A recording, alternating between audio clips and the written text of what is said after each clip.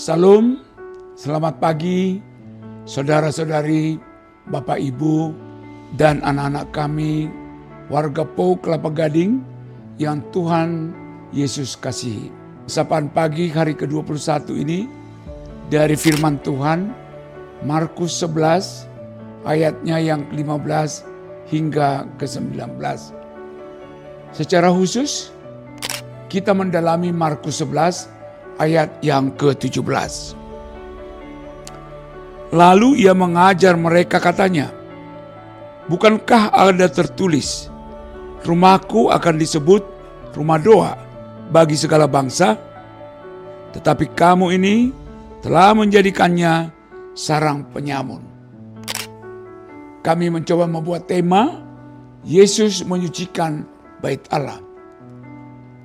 Pagi ini Yesus mengajak kita untuk merenungkan bait suci yang sudah Allah sediakan untuk kita.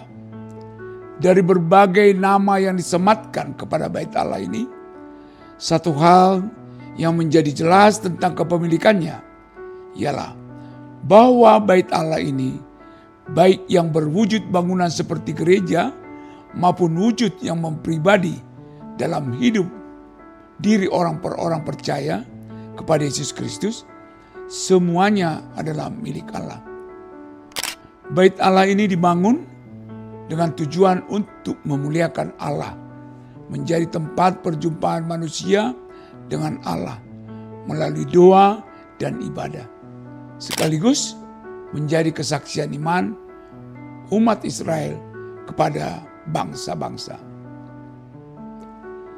Dan sebagai pemilik atas bait Allah itu, Tuhan Allah sendiri turun tangan untuk memurnikannya kembali.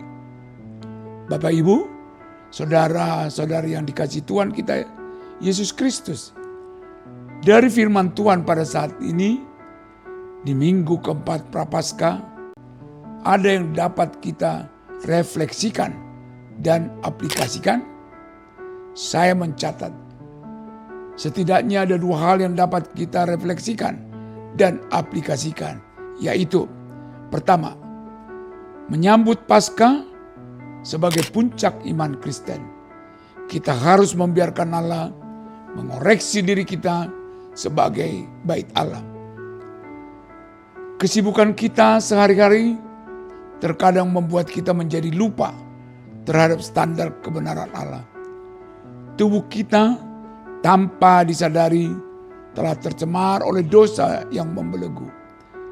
Dalam pergaulan sehari-hari, kita tidak jarang menggunakan peribadahan sebagai kosmetik yang memperindah hidup kita. Kita tetap menjadi seorang pemarah, tidak suka menolong orang yang susah, berorientasi pada keuntungan diri tanpa memerhatikan kesusahan orang, dan tindakan yang tidak menunjukkan ciri umat Allah yang penuh kesetiakawanan sosial. Untuk itulah kita membutuhkan kehadiran Tuhan Yesus untuk menyucikan kembali tubuh kita sebagai tempat kediaman Allah, sehingga kita dapat kembali pada fungsi utama bait Allah di tubuh kita, yaitu sebagai tempat memuji Tuhan yang benar dan sejati.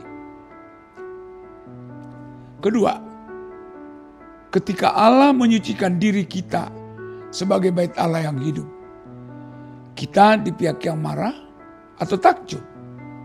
Kita cenderung membentengi diri dari kritik atau masukan orang lain. Kita melihat bahwa saran orang lain seperti ancaman terhadap eksistensi diri. Ini terlihat dari bagaimana imam kepala dan ahli Taurat yang membenci Tuhan Yesus karena tindakannya yang tegas dan keras terhadap praktek ketidakbenaran di bait Allah. Sebagai umat percaya, kita tentu tidak boleh anti kritik. Bisa saja Allah menggunakan siapapun dan metode apapun untuk menasihatkan atau menegur kita. Allah mungkin dapat menggunakan dari pendekatan yang sangat lembut sampai yang sangat keras sekalipun. Ketika itu terjadi pada kita, apakah kita di pihak yang marah atau pihak yang takjub? Dapatkah kita marah terhadap kesalahan yang ditujukan pada kita? Haruskah kita menjadi malu dan mau mendengarkan kebenaran Allah? Prapaskah menjadi sangat penting bagi kita untuk mengintrospeksi diri dari teguran yang diberikan oleh Allah.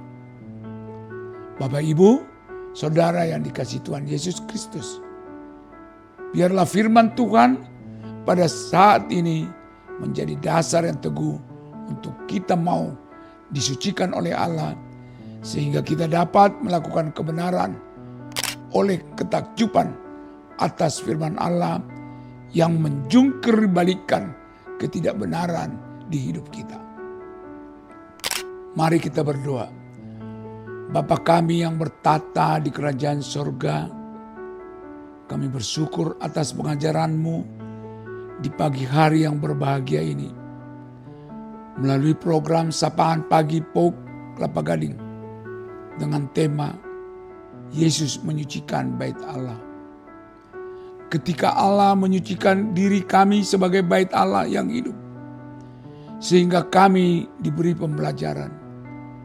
Kami yang bertanggung jawab dalam bidang satu peribadahan, muger dalam mengkoordinir ibadah umum dan wilayah. Tuhan memberikan hikmat kepada kami. Bapa di surga, kami bersyukur karena Engkau mau menyucikan diri kami sebagai bait Allah yang hidup. Seluruhnya, tubuh, jiwa, dan roh kami. Kami mohon Tuhan, karuniakan kepada kami pribadi lepas pribadi kompetensi yang berguna untuk menyatakan kebenaran-Mu. Doa kami dan kami bisa menjadi berkat buat sekeliling kami. Amin.